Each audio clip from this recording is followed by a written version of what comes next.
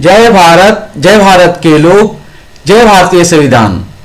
Bright future in politics and great opportunity to work for self, family, relative, non persons, society, region, state, nation, world as per ambition. बहुत सारे लोग कहते हैं कि रोजगार के अवसर नहीं हैं, लेकिन यह वीडियो आपको बताएगा कि यदि आप संवैधानिक प्रक्रिया अपनाते हैं तो भारत में रोजगार के अवसर की कोई कमी नहीं है। सभी भारतीयों को सभी सुविधाएं आसानी से उपलब्ध हो सकती हैं और सभी भारतीयों को सभी सुविधाएं एवं रोजगार के अवसर आसानी से उपलब्ध हो सकते हैं यदि भारत का संविधान पूरी तरह से लागू किया गया तो। इसके लिए सभी भारतीयों को संविधान पूरी तरह से पढ़ना समझना पड़ेगा, संविधान को पूरे भारत में लागू करवाना होगा और हर व्यक्ति की जिम्मेवारी होगी कि संवैधानिक संगठन बनाए और एक व्यक्ति 7 से 21 लोगों को संगठन में जोड़ेगा। यह संविधान अनुपालन समिति, constitution compliance committee, ACDP, Anti Corruption Dynamic Party, DRA, Democratic Representation Alliance का संगठन स्ट्रक्चर है। अगर इस स्ट्रक्चर से आप काम करते हैं तो पूरे भारत में आसानी से संगठन बन जाएगा। इसमें सभी स्तर के लोगों को करना यह है कि अपने से निचले स्तर पर 7 से 21 लोगों को जोड़ें। तो अगर हम ऊपर से नीचे स्ट्रक्चर की बात करें तो एक राष्ट्रीय नेशनल, 2 राज्य स्टेट 28, 3 केंद्र शासित प्रदेश यूनियन टेरिटरीज 9, 4 प्रमंडल डिवीजन 9, 5 जिला डिस्ट्रिक्ट 38, 6 लोकसभा क्षेत्र पार्लियामेंट्री कॉन्स्टिट्यूएंसी 40, 7 अनुमंडल सब डिवीजन 101, 8 विधानसभा क्षेत्र असेंबली कॉन्स्टिट्यूएंसी 243, 9 प्रखंड ब्लॉक 534, 10 पंचायत 8471, 11 मतदान केंद्र पोलिंग स्टेशंस 12 गांव विलेज 45,103, 13 मतदान केंद्र पोलिंग बूथ। यह जो नंबर है यह बिहार के नंबर हैं। इंडिया के नंबर भारत राष्ट्रीय स्तर की बात करें तो यह सारे नंबर उसी अनुपात में बढ़ जाएंगे। तो यह स्ट्रक्चर आप समझ गए। इसमें हर स्ट्रक्चर के व्यक्ति को 7 से 21 लोगों को जोड़ना है और जैसे जैसे लोग जोड़ते जाएंगे वह ऊपर की श्रेणी में प्रमोटेड होते जाएंगे। इस तरह से एक पोलिंग बूथ पर काम करने वाला व्यक्ति भी राष्ट्रीय स्तर पर आ सकता है और राष्ट्रीय पद प्राप्त कर सकता है, राष्ट्रीय संवैधानिक पद प्राप्त कर सकता है। ये हमारे देश में लोग किसान हैं, फार्मिंग करते हैं, सर्विस प्रोवाइडर हैं, जैसे बहुत सारे नाई हैं, मोची है और भी अनेकों सर्विस प्रोवाइडर हैं। खेतों में मजदूर काम करते हैं, बिल्डिंगों में मजदूर काम करते हैं, वो लेबर उपलब्ध करवाते हैं, तो वह सर्विस प्रोवाइडर्स में हैं। अनरजिस्टर्ड स्मॉल बिजनेस में वह बिजनेस है जो छोटे छोटे गांवों में, शहरों में, स्लम एरियाज में और अनऑथराइज्ड कॉलोनीज में जो लोग छोटे छोटे बिजनेस स्टार्ट कर लेते हैं, दुकान खोल लेते हैं, उस तरह के श्रेणी के लोग हैं। प्राइवेट एम्प्लॉय, प्राइवेट नौकरी करने वाले लोग, गवर्नमेंट एम्प्लॉय सरकारी नौकरी करने वाले वो लोग, professional service providers, professional service provider में हो गए मास्टर ऑफ सोशल वर्क किए हुए प्रोफेशनल सोशल वर्कर हो गए, एडवोकेट्स हो गए, डॉक्टर्स हो गए, इंजीनियर्स हो गए, रजिस्टर्ड स्मॉल बिजनेस, जो ये स्मॉल बिजनेस अनरजिस्टर्ड जो स्मॉल बिजनेस करने वाले हैं, इसमें से कुछ पढ़े लिखे लोग निकल जाते हैं, उनके बच्चे पढ़े लिखे हो जाते हैं, तो उसको वे लोग अपने बिजनेस को सिस्टमेटिक ढंग से कराना स्टार्ट करने की सोचते हैं, तो वह अपने आप को रजिस्टर्ड कर लेते हैं और फिर वह अपना स्टार्ट करते हैं बिजनेस। तो वह जो रजिस्टर्ड बिजनेस होते हैं वह स्मॉल रजिस्टर्ड बिजनेस की कैटेगरी में आएंगे। और कुछ बड़े फैक्ट्रियां होती हैं, कुछ मीडियम स्तर की फैक्ट्रियां होती हैं, मीडियम स्तर के बिजनेसेस होते हैं, वो रजिस्टर्ड मीडियम बिजनेसेस में आएंगे। और रजिस्टर्ड बिग बिजनेसेस, जो सबसे बड़ी बड़ी कंपनियां हैं, सिस्टमेटिक ढंग से चलती हैं, वह रजिस्टर्ड बिग बिजनेस में आएंगी। और एनी अदर पर्सन और इंस्टीट्यूशन और अन्य सभी संगठन और बिजनेसेस या व्यक्ति या बिजनेसेस शामिल हो जाएंगे। ये सब मिलकर, इनके अलावा और भी जो भी लोग हैं, सबको मिलाकर, ये सारे लोग मिलाकर होते हैं हम भारत के लोग। We the people of India 130 crore. तो हम भारत के लोग 130 करोड़ से ज्यादा हमारी जनसंख्या है। यह 130 करोड़ लोग भारत में संविधान लागू होने से पहले बहुत सारे लोग मनुस्मृति को मानते थे। तो मनुस्मृति सिस्टम को फॉलो करने से क्या होता है, जितने भी लोग हैं ये सभी गुलाम की कैटेगरी में आ जाते हैं। क्योंकि गुलाम होते हैं, क्योंकि मनुस्मृति एक स्ट्रक्चर ही बताता है कि ऊपर का स्ट्रक्चर जो है वह नीचे के लोगों को अपने हिसाब से काम करवाएगा, चलवाएगा। तो इस स्ट्रक्चर को खत्म करते हुए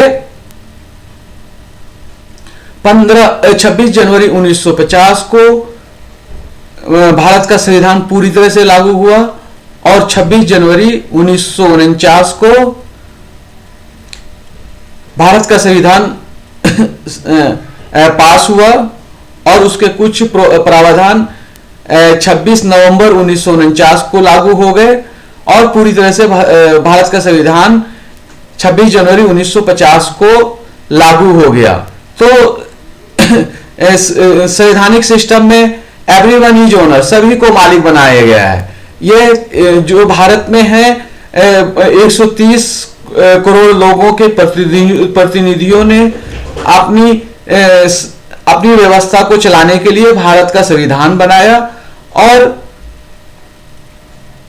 यह संविधान जो है सभी भारत के लोगों को ऑनर बनाता है, नागरिक बनाता है और सर्वोच्च बनाता है। तो अब भारत का संविधान लागू होने के बाद मनुस्मृति की जितनी भी नेगेटिव बातें थी, आतंकवादी बातें थी, संविधान विरोधी बातें थी, देशद्रोही बातें थी, उसके लिए अब कठिन से कठिन दंड का प्रावधान किया गया है। अब इस तरह की चीजों को बिल्कुल बैन कर दिया गया है। जैसे राम ने शंभु का गला काट दिया था, तो अब इस तरह के प्रावधान करने पर फांसी की सजा है। द्रोणाचार्य ने एकलव्य का अंगूठा मांग लिया था, अंगूठा काट लिया था। अब इस तरह की प्रैक्टिस करने पर उम्र कैद या बड़ी से बड़ी कठिन से कठिन सजाओं का प्रावधान है। इसलिए यदि आज भी लोग मनुस्मृति को मानने की कोशिश करते हैं, यदि भारत में मनुस्मृति का जहां जहां प्रभाव रहेगा वहां के लोग गुलाम जैसे रहेंगे।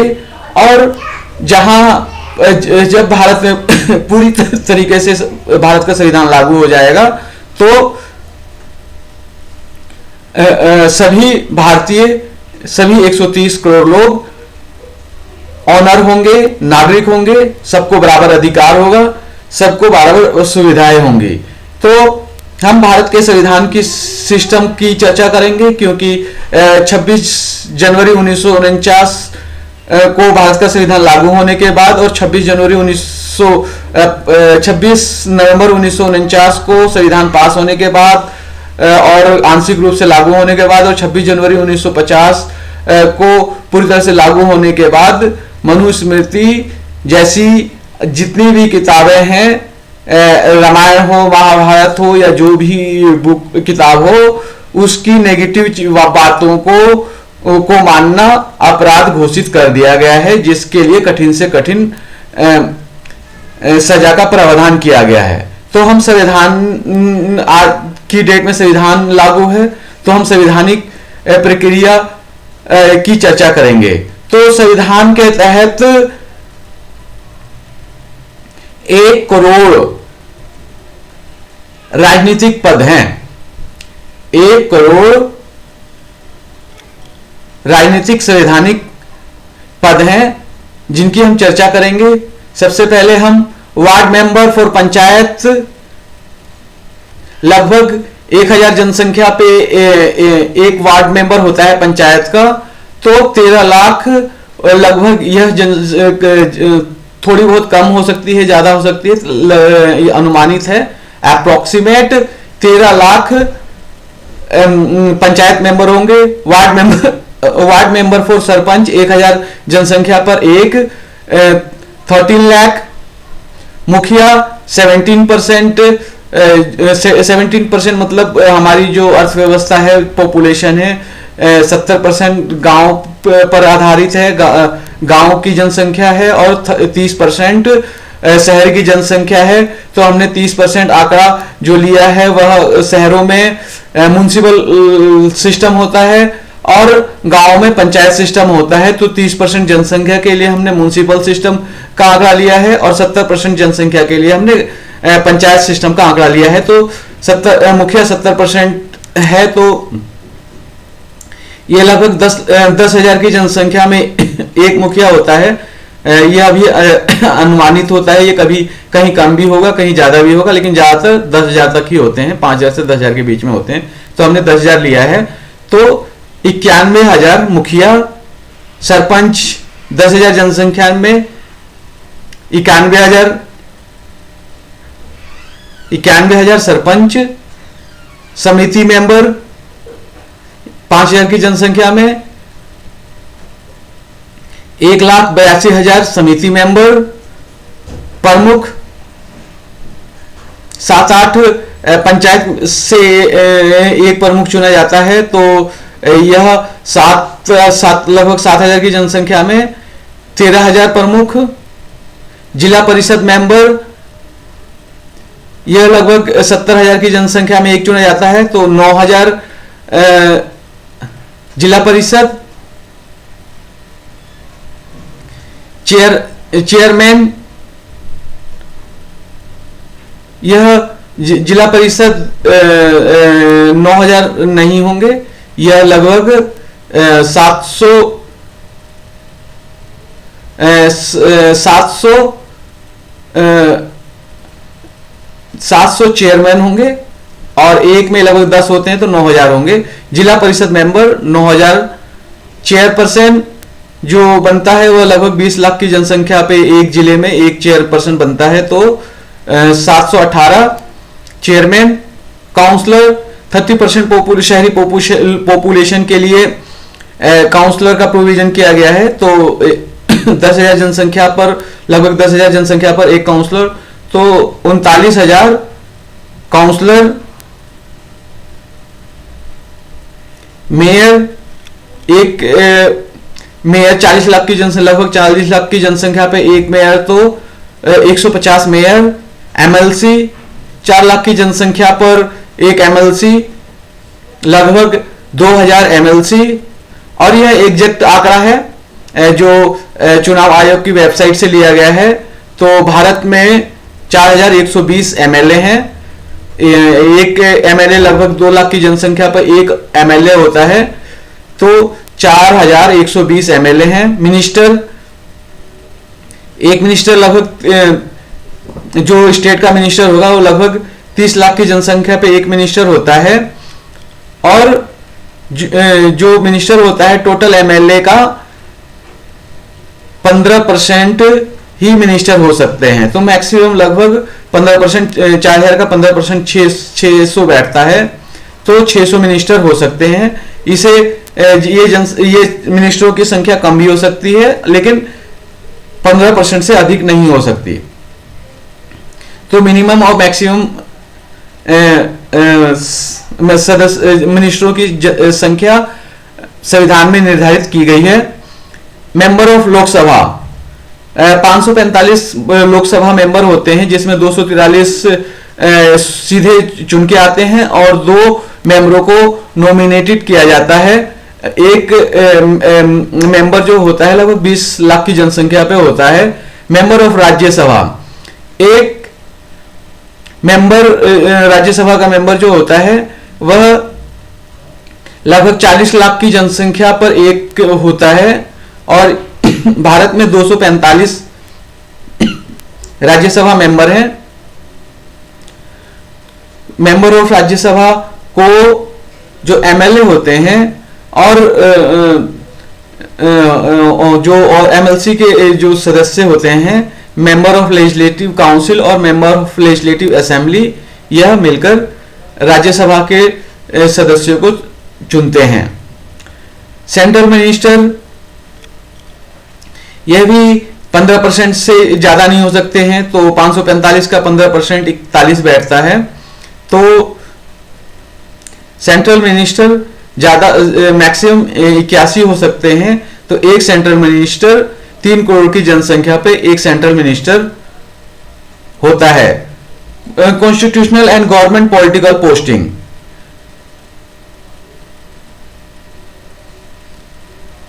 और भी बहुत सारी पॉलिटिकल पोस्टिंग होती है, और जो पॉलिटिक्स में होते हैं उनके द्वारा नियुक्त किए जाते हैं। तो जैसे राष्ट्रपति का चुनाव होता है, उपराष्ट्रपति का चुनाव होता है, राज्यपाल के चुनाव होते हैं, ओएनजीसी सरकारी कंपनी है, एचपी सरकारी कंपनी है, एसबीआई सरकारी बैंक है। इनमें भी कुछ लोगों को पॉलिटिकल पार्टियों द्वारा अपॉइंट किया जाता है। इस तरह से हजारों गवर्नमेंट इंस्टीट्यूशंस हैं, जिसमें बहुत सारी कमेटियां बनाई जाती हैं। पंचायत स्तर पे बहुत सारी कमेटियां बनाई जाती हैं, प्रमुख के स्तर पर बहुत सारी कमेटियां बनाई जाती हैं, जिला स्तर पर बहुत सारी कमेटियां बनाई जाती हैं। हर स्तर पर जितने भी स्तर हैं अलग अलग कमेटियां बनाई जाती हैं। इसमें से अनेकों लाभ के पद भी होते हैं और अनेकों वॉलंटरीली बिना लाभ के पद भी होते हैं। तो यह लगभग 30 लाख माना गया है, यह भी अनुमानित पद है। तो 30 लाख अगर है तो लगभग 500 की जनसंख्या पर एक अनुमानित पद बैठता है। तो टोटल अप्रोक्सीमेट पोस्ट जो है वह लगभग 1 करोड़ राजनीतिक पद बैठते हैं 130 करोड़ जनसंख्या पे। तो अब हम आगे जो 130 करोड़ लोग हैं, यह क्या काम करेंगे, कैसे इन पदों को प्राप्त करें, उसके लिए हम आगे प्रक्रिया करेंगे। सबसे पहले तो हमें यह संवैधानिक स्ट्रक्चर बनाना पड़ेगा। संवैधानिक स्ट्रक्चर में क्या है कि एक व्यक्ति जो है वह 7 से 21 लोगों को जोड़ेगा, और इस तरह से यह पूरा राष्ट्रीय बूथ लेवल से लेकर राष्ट्रीय लेवल तक एक पूरा संगठन स्ट्रक्चर तैयार हो जाएगा। उसके बाद इस संगठन स्ट्रक्चर के बाद 1 करोड़ पॉलिटिकल पोस्ट अवेलेबल होंगी, और इन पॉलिटिकल पोस्टों को प्राप्त करने के लिए इन सभी संगठन के लोगों को काम क्या करना होगा, क्या एक्टिविटी करनी होगी, यह कोई राजनीतिक दल नहीं बताता है। केवल चुनाव के समय में सब लोग एक्टिव होते हैं, धरना करते हैं, प्रदर्शन करते हैं, रैलियां करते हैं, और भी बहुत सारे राजनीतिक गतिविधियां करते हैं। हम वह किसी भी गतिविधि को हम बढ़ावा नहीं दे रहे हैं। हम ये हमारी एक्टिविटी जो है वो है, ये सारे लोग जो हैं संगठन से जुड़े लोग जो हैं जो संगठन को बढ़ाएंगे वह रीडिंग करेंगे, कॉन्स्टिट्यूशन की रीडिंग करेंगे, अन्य किसी चीज की रीडिंग करेंगे, अपने रोजमर्रा के जीवन में इस्तेमाल होने वाली चीजों की रीडिंग करेंगे। जैसे कोई फॉर्म भरना है, बच्चों का फॉर्म भरना है, नौकरी का फॉर्म भरना है, तो रीडिंग तो आनी चाहिए ना कम से कम। यदि आप रीड नहीं कर पाएंगे कोई चीज तो आप उसका फायदा कैसे ले पाएंगे। तो रीडिंग है तो सबसे इंपॉर्टेंट कॉन्स्टिट्यूशन रीडिंग हो गया। उसके अलावा सभी चीजों को पढ़ना। राइटिंग, अब कोई भी समस्या है तो आप उसको समस्या को लिख के आगे नहीं करेंगे, गवर्नमेंट जॉब में अप्लाई नहीं करेंगे। आप अगर यदि एमएलए का भी इलेक्शन लड़ते हैं तो नॉमिनेशन प्रक्रिया बहुत जटिल होती है, उसके लिए बहुत लंबे लंबे फॉर्म भरने पड़ते हैं, उसको भरना होता है। तो आप को राइटिंग आना चाहिए, राइटिंग आप सीखें, सिखाएं।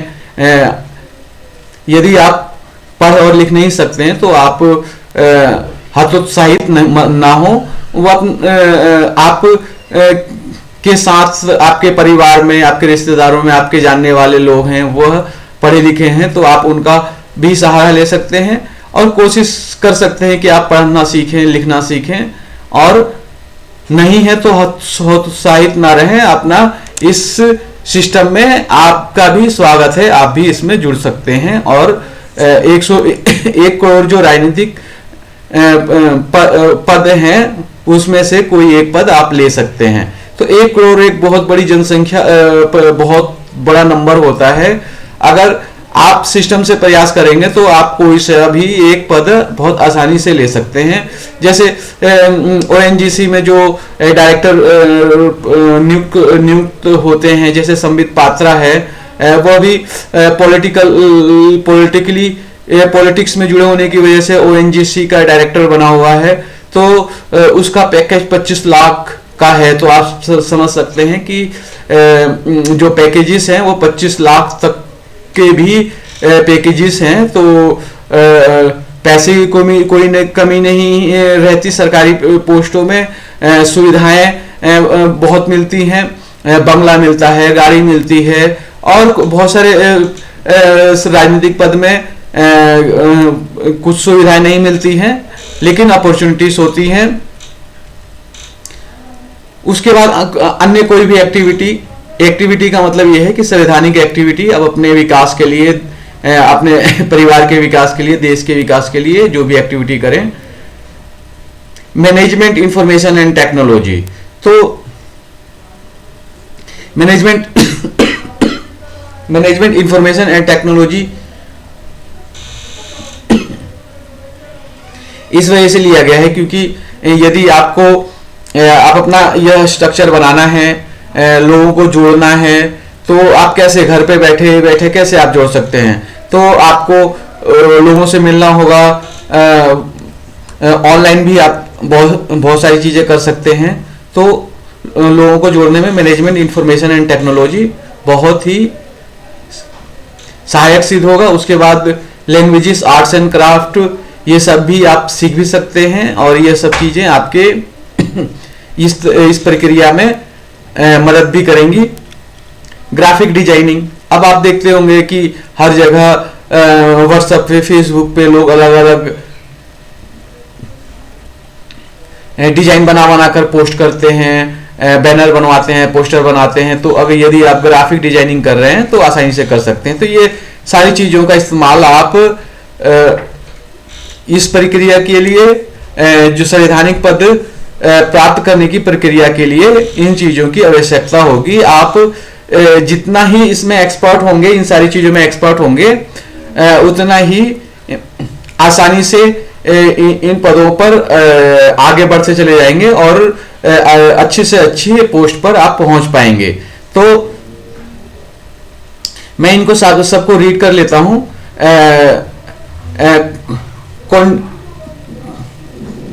ये कॉन्स्टिट्यूशन है, स्पेलिंग मिस्टेक है यहाँ पे, CONSTI N की जगह ऐसे, constitution reading, constitution exactor reading, writing on issues and problems, activity, management information and technology, languages, arts and craft, graphic designing, software development, website development, website designing, social media, Facebook, YouTube, WhatsApp, Twitter, Instagram etcetera, video making, mobile repair, computer repair और अन्य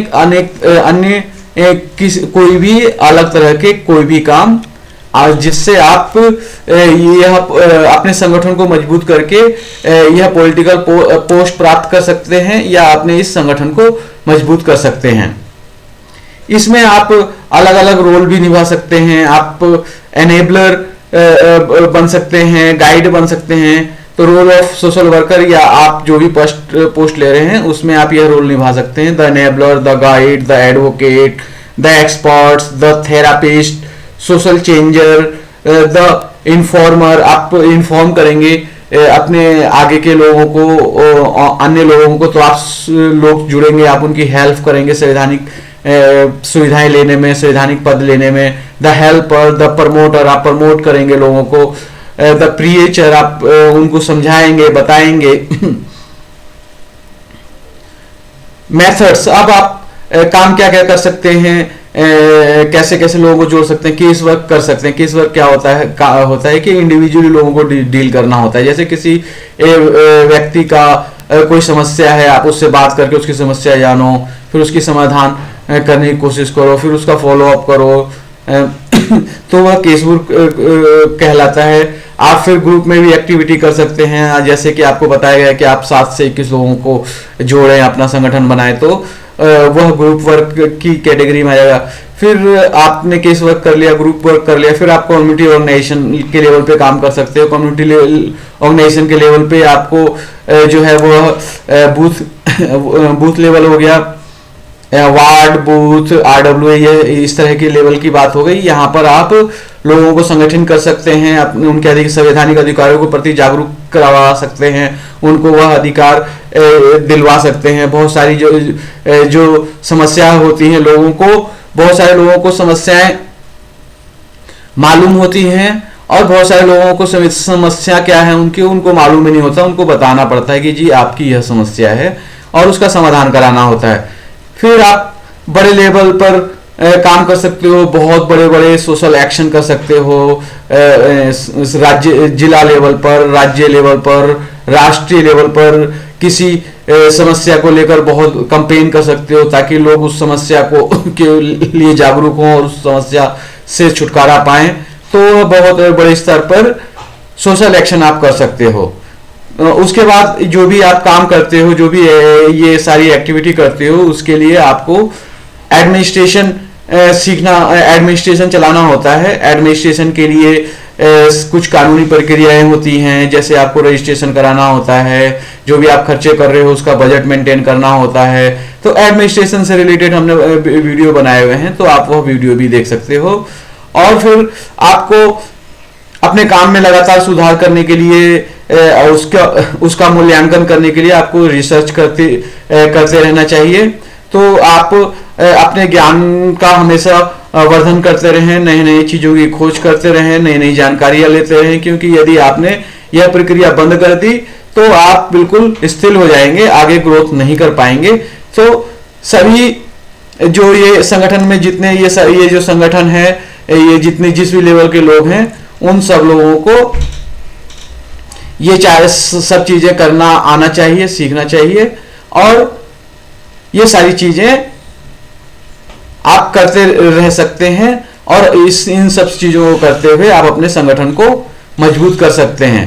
तो अब आप समझे कि आप मान लीजिए कि इस संगठन में आप राष्ट्रीय लेवल पे हैं, तो आप क्या करोगे? आपको कोई ना कोई तो एक्टिविटी करनी पड़ेगी। नहीं करेंगे तो फिर आपके राष्ट्रीय पद पर होने पे, या राज्य के पद पर होने पे, या केंद्र के पद पर होने पे, या पोलिंग बूथ के पद पर होने के क्या फायदे होंगे? आपको अपनी दिनचर्या भी चलानी है, तो आपकी दिनचर्या के जरूरतों को भी पूरा करना है। तो उसके लिए आप ये चीजों से आप समाज में कुछ सुविधाएं दे सकते हैं और उससे थोड़ी बहुत आपकी इनकम भी हो सकती है।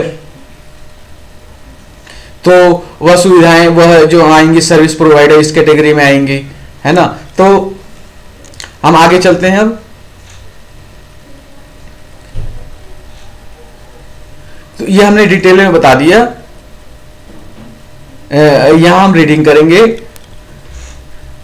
CCC ACTP DRA organisation structure, 1 राष्ट्रीय नेशनल, 2 राज्य स्टेट 28, 3 केंद्र शासित प्रदेश यूनियन टेरिटरीज 9, 4 प्रमंडल डिवीजन 9, 5 जिला डिस्ट्रिक्ट 38, 6 लोकसभा क्षेत्र पार्लियामेंट्री कॉन्स्टिट्यूएंसी 40,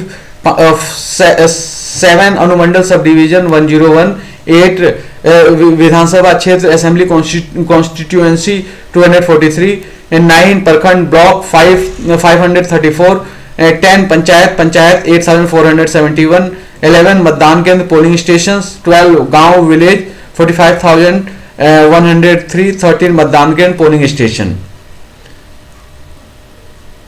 ये हमने बता दिया है, एक बार और रीड कर देते हैं। Ward member for panchayat 1000, 13 lakh, और जहां वार्ड नहीं है तो हम वहां बूथ मान लेंगे, और जहां बूथ नहीं है वहां हम RWA मान लेंगे। और RWA का गठन हर जगह किया जा सकता है, तो जहां भी प्राइमरी लेवल के संगठन उपलब्ध नहीं है वहां आप RWA का गठन करें। और बहुत सारे भ्रष्ट लोग भी RWA बना लेते हैं, जिनका समाज के समस्याओं से कुछ लेना देना नहीं होता। उन्होंने RWA केवल कमाई करने के लिए बनाई होती है। बहुत सारे RWA एक गिरोह के रूप में काम करते हैं, वह लोगों से वसूली करते हैं, बिना फालतू के पैसे वसूल करते हैं। तो ये पूरे क्षेत्र के लोगों की जानकारी लेकर वह काम चलाते हैं, जैसे मकान खरीदते बिकवाते हैं, या कोई किराएदार होता है तो किराएदार से भी पैसे वसूल करते हैं, और किराएदार से भी पैसे वसूल करेंगे, मकान मालिक से भी पैसे वसूल करेंगे, इनमें विवाद पैदा करवाएंगे, दोनों तरफ से पैसे खाएंगे। तो इस तरह के गिरोह में बिल्कुल शामिल ना हो। इस तरह की अगर आपके क्षेत्र में RWA है तो उस RWA को बिल्कुल नकार दीजिए। RWA की कोई अथॉरिटी नहीं होती, वह एक सोसाइटी रजिस्टर्ड होती है। तो आप अपनी अलग से RWA बनाएं, और जहां RWA नहीं है वहां आप RWA बना सकते हैं, या कोई भी संगठन है तो वह मेन है कि संगठन, सोसाइटी, RWA या ट्रस्ट, इनका मेन उद्देश्य यह है कि लोगों को जोड़कर समाज के विकास के लिए काम करना, समाज उसके सदस्यों को सुविधाएं उपलब्ध करवाना होता है। तो ward member for sarpanch 1000, 13 lakh, 10 ward booth RWA।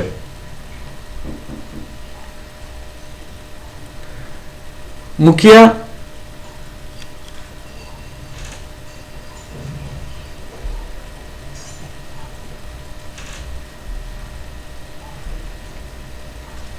इसमें बताया गया है कि यदि आपको वार्ड मेंबर बनना है, पंचायत बनना है, तो आप किस स्तर पर काम करना पड़ेगा। तो यदि आपको वार्ड मेंबर बनना है तो एक वार्ड बूथ RWA के स्तर पर काम करना पड़ेगा। यदि आपको सरपंच का वार्ड मेंबर बनना है तब भी आपको 10 एक ही वार्ड, यहाँ पे भी एक ही है, एक वार्ड बूथ RWA के लेवल पे काम करना पड़ेगा। आपको मुखिया बनना है तो 10 वार्ड बूथ RWA के लेवल पे काम करना पड़ेगा। यदि आपको सरपंच बनना है तो आपको 10 वार्ड बूथ या RWA के लेवल पे काम करना पड़ेगा। सब तीनों एक साथ नहीं होंगे, तीनों में से कोई एक होगा, तो आप तीनों में से किसी एक के ऊपर काम करें। यदि आपको समिति मेंबर बनना है तो आपको 5 वार्ड या बूथ या RWA के लेवल पे काम करना पड़ेगा। यदि आपको प्रमुख बनना है तो आपको 7 पंचायत के लेवल पे काम करना पड़ेगा, यानी कि 7 पंचायत में जितने भी RWA हैं तो आपके पंचायत के लोग इनको देखेंगे। तो यानी कि जो प्रमुख लेवल पे होंगे वह 7 पंचायतों को देखेंगे, पंचायत लेवल पे काम करेंगे। हर पंचायत में 7 से 21 लोगों को जोड़ेंगे, तो 7 पंचायत को देखेंगे। जिला परिषद के जो मेंबर होंगे वह 14 पंचायत को देखेंगे, और जो चेयरमैन होता है वह एक पार्लियामेंट्री कॉन्स्टिट्यूएंसी में होता है। तो एक पार्लियामेंट्री कॉन्स्टिट्यूएंसी का एरिया देखेंगे, जो चेयरमैन के उम्मीदवार होंगे, जो चेयरमैन बनना चाहेंगे, और जो काउंसलर बनना चाहेंगे। जो काउंसलर जो होते हैं वो शहरी क्षेत्र में होते हैं और 30% जनसंख्या को, लगभग 30% जनसंख्या को शहरी क्षेत्र में माना गया है। तो जो काउंसलर होता है वह 10 वार्ड, बूथ या आरडब्ल्यू देखेगा। मेयर जो होता है वह 2 पार्लियामेंट्री कॉन्स्टिट्यूएंसी एरिया को देखेगा। एमएलसी जो होता है वह 28 पंचायत को देखेगा, 28 पंचायत की पार्लियामेंट्री कॉन्स्टिट्यूएंसीज को देखेगा। और जो एमएलए होता है वह 24 पंचायत की कॉन्स्टिट्यूएंसीज को देखेगा, क्षेत्र को देखेगा, पंचायत क्षेत्र को देखेगा, 24 पंचायत क्षेत्र को देखेगा या 24 पंचायत कॉन्स्टिट्यूएंसी को देखेगा। मिनिस्ट्री जो होगा वह 30 लाख पे होते हैं, लगभग 600 होते हैं। तो यह एक पार्लियामेंट्री कॉन्स्टिट्यूएंसी को देखेगा। ये एक पार्लियामेंट्री कॉन्स्टिट्यूएंसी या 2 पार्लियामेंट्री कॉन्स्टिट्यूएंसी, यह जो मिनिस्टर है वह स्टेट का मिनिस्टर है। मेंबर ऑफ लोकसभा जो होता है लगभग 20 लाख की जनसंख्या पर 20 लाख मतदाता पर एक लोकसभा का सदस्य होता है। तो 545 लोकसभा के सदस्य हैं। तो यह एक पार्लियामेंट्री कॉन्स्टिट्यूएंसीज के एरिया को देखेंगे। तो एक पार्लियामेंट्री कॉन्स्टिट्यूएंसीज के एरिया में वह विधानसभा के क्षेत्र आते हैं, तो वह विधानसभा का एरिया देख सकते हैं। मेंबर ऑफ राज्यसभा, राज्यसभा जो लगभग 40 लाख के मतदाता में एक सदस्य लगभग होते हैं। तो 245 मेंबर ऑफ राज्यसभा होते हैं। तो दो पार्लियामेंट्री कॉन्स्टिट्यूएंसी, 2 पार्लियामेंट्री कॉन्स्टिट्यूएंसी, यानी कि 2 संसदीय निर्वाचन क्षेत्र में संगठन बनाने की जिम्मेवारी होगी। और 2 निर्वाचन क्षेत्र में आप बिल्कुल ना घबराएं कि आपको बहुत सारे आपको 40 लाख लोगों को डील करना है। आपको 40 लाख लोगों को नहीं डील करना है, आपको केवल 7 से 21 लोगों को डील करना है। फिर 21 लोगों को भी 7 से 21 लोगों को डील करना है। इस तरह से पूरा स्ट्रक्चर बनेगा। तो आप यह 40 लाख जनसंख्या देखकर इसको ना घबराएं कि इतने लोगों को हम कैसे डील करेंगे। आपको केवल 7 से 21 लोगों को डील करना है। मेंबर ऑफ राज्यसभा 40 लाख पे एक होते हैं, लगभग 40 लाख मतदाता पे 245 होते हैं। तो इन्हें 2 पार्लियामेंट्री कॉन्स्टिट्यूएंसी देखनी होती है। सेंट्रल मिनिस्टर्स जो होते हैं वह जो 545 लोकसभा की सीटें हैं उसका 15% से ज्यादा नहीं हो सकते। तो यह 81 होते हैं। तो यह एक को लगभग 3 करोड़ की मतदाता पर या 3 करोड़ की पॉपुलेशन पर एक सेंट्रल मिनिस्टर होते हैं। तो 81 सेंट्रल मिनिस्टर होते हैं। तो एक सेंट्रल मिनिस्टर को कम से कम 7 पार्लियामेंट्री कॉन्स्टिट्यूएंसी देखनी होती है।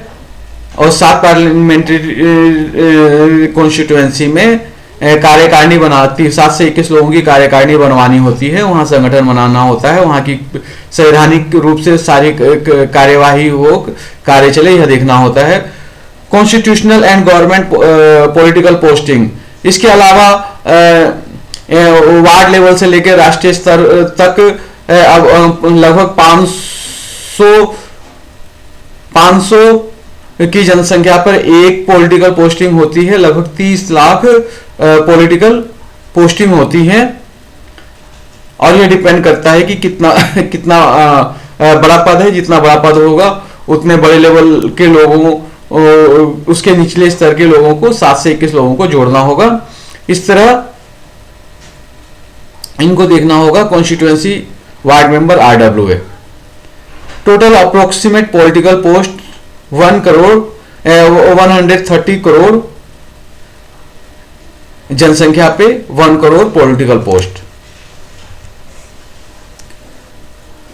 भारत का संविधान पूरी तरह से लागू किया जाता है तो एक और करोड़ों सरकारी नौकरियां बढ़ेंगी, वहीं दूसरी ओर भारत के सभी लोगों को सरकारें सभी संवैधानिक एवं अन्य आवश्यक सुविधाएं उपलब्ध कराने में सफल होगी। तो अनेकों संवैधानिक सुविधाएं हैं, इसमें से 7 हमने कुछ प्रमुख यहाँ लिखे हैं। तो भारत के संविधान के मुद्दे या भारत के संविधान में लोगों को दी जाने वाली सुविधा: 1 स्वास्थ्य अनुच्छेद 47 आदि, 2 शिक्षा अनुच्छेद 21 का 45 आदि, 3 रोजगार अनुच्छेद 15(4), 16(4), 43 का 81, 170, 243 ग, 243 न, 330, 332, 335 आदि, 4 मूल संपत्ति अनुच्छेद 300 का आदि, 5 मूल सेवाएं अनुच्छेद 41 आदि, 6 सामाजिक और क्षेत्रीय प्रतिनिधित्व अनुच्छेद 15(4), 16(4), 43 का 81, 170, 243 घ, 243 न, 330, 332, 335 आदि, 7 संसाधनों पर सामूहिक मालिकाना अधिकार समाजवादी अनुच्छेद 339 ख, 43 क आदि।